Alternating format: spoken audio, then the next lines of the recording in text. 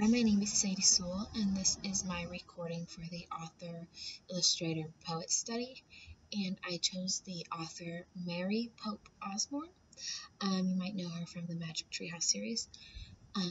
But Mary Pope Osborne is the queen of imagination, which I love deeply because I've always had a very vivid imagination, very active imagination. So I love things that spark my imagination and that I can relate with when people are like that.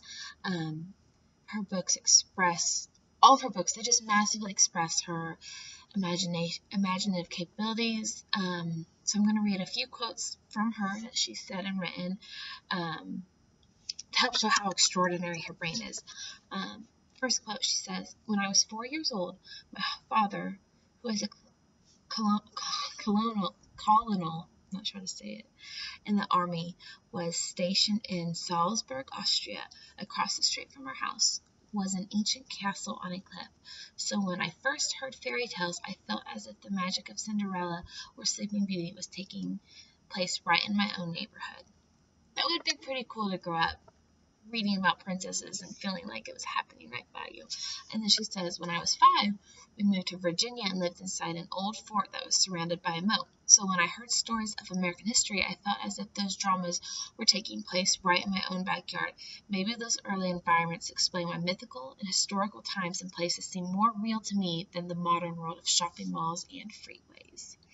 And then she goes to say, "With my writing, I can still play inside an enchanted castle or live inside an old fort. I can run from ghosts or dolphins any day of the week." And I love that because there's no better escape from stress than picturing yourself somewhere else. So I think that's so awesome to teach children that if you are unhappy, find that happy place within you.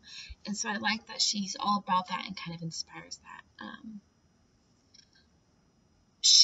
Her background history, she was born in Fort Sill, Oklahoma. I was born in Tulsa, Oklahoma, which isn't too far away from Fort Sill, so I think that's pretty cool. It's about 6 hours from where I am currently now, a lot farther away from Fort Hays, of course. Her father was always in the military growing up, so she would be here and she'd be there and she'd just be all over the place. So she got to travel around, as we kind of can gather from her quote. So that probably really helped her imagination, traveling and seeing all these things. Her Magic Treehouse books have been translated into 35 different languages and have sold over 120 million copies worldwide. I personally helped her get her numbers. When I was a kid, I think there was like 40 out, and I read them all. And I think there's about 54 out currently now. Her last one that she written came out 2017, so she's still actively writing the Magic Treehouse books. I run a daycare, and I always get the kids a little something for their birthday, and for my school-age kids, you can buy Magic Treehouse books in packs of 4, and I always get those for their gifts because she's so inspirational with her imagination. But then her books also have some sort of history lesson. They're entertaining, and they teach moral lessons along with history lessons. The books are about Jack and Annie in every book, and they go on these adventures from their magical treehouse, and they go through trials where they're mad at each other and stuff, but it teaches to love your sibling and to trust your sibling and to have your siblings back. That is an important lesson because siblings fight like nobody's business, and so it's important to teach them, hello, you guys are brothers, sisters, you got to love each other at the end of the day and work through your differences. And her books teach life skill lessons. Like in this book, this was one of the ones that I read as a kid.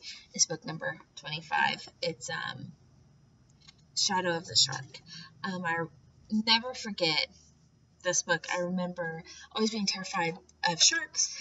If I'd go to the ocean, everyone was scared of getting bitten by a shark or something, even though it's highly unlikely. But in the book, she says, Jack and Annie, their raft breaks, stinks, and they're in the ocean. There's this shark around them, and she says in the book, Jack and Annie, they slowly swim away. They don't make a single splash, so they don't draw attention to themselves, because if you don't splash, then a shark's not going to be so likely to come at you. And I have always remembered that in case I ever have to go get stranded in the ocean. Could save my life. You never know. So I'm going to read just the back of this book because it's just a little bit about the author. Mary Pope Osborne is the author of many novels, picture books, and story collections, and nonfiction books. Her New York Times #1 best-selling Magic Tree House series has been translated into numerous languages around the world. Highly recommended by parents and educators everywhere, the series introduces young readers to different cultures and times in history, as well as the world's legacy of ancient myth and storytelling.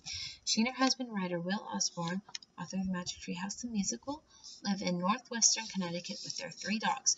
Miss Osborne is a co-author of the companion Magic Tree House Fact Trackers with Will and her sister Natalie Pope Boyce.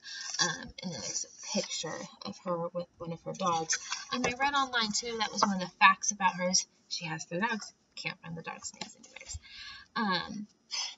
I'm going to read the prologue, so it kind of gives you the idea of how each book is, because they have the same theme, Magic Tree House, they go there, this mission, but I'll read it.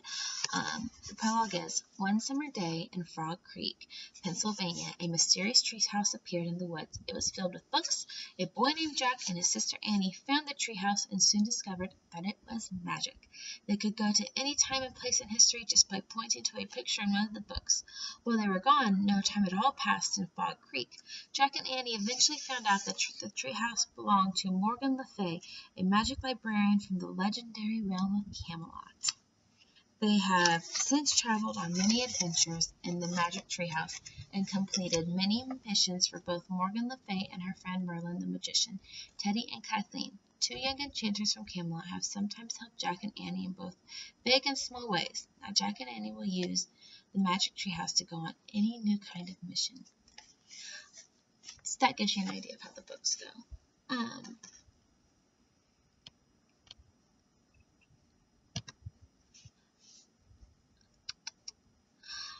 Osborne actually has an amazing website that I will include my activity around. It has 2 different things to do. She does reading rewards to inspire kids to read, which we all know is important, obviously from this class. For every chapter of each book you read, you take a test on her website, and you've passed your rewarded tokens, and you can cash them in for little prizes like stamps from around the world. So to do this, obviously, I can't give each kid a copy of the book, so I would do a group reading with the book, and as day by day, go through a chapter, and then they can take the test to test their paying attention skills, and they can get rewards, which would be awesome, and collect their own tokens and get their rewards. The other thing on the website that I would do for the activity is called Mission Games. It's like you go with Jack and Annie on these little games. You help them complete their missions. It's fun and it inspires you to want to read the books and experience the missions in more detail in the books. But it also goes along with the books so you can visualize it better. They do in the book. She does have pictures, black and white pictures throughout the books. Though, if you don't want to do the missions to get the visual aid, you get pictures to kind of see what's going on and see what Jack and Annie look like, so you can have a good visual image in your head of how they are. But this fun game to spark their imaginations and let them have fun with learning and fun with going along with it.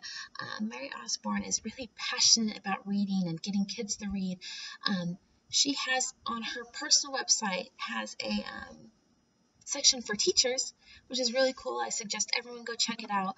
And she has a fact tracker, so with her books you can know what's real and what to teach them and focus on. And then she has lesson plans that follow Common Core regulations, so that you can plan your lessons around this. So I think she's a really wonderful person. She's imaginative, she's creative, she's fun, and she cares about teaching children and encouraging them to read. And so I think she's an amazing author, and her books are near and dear to my heart. Thank you.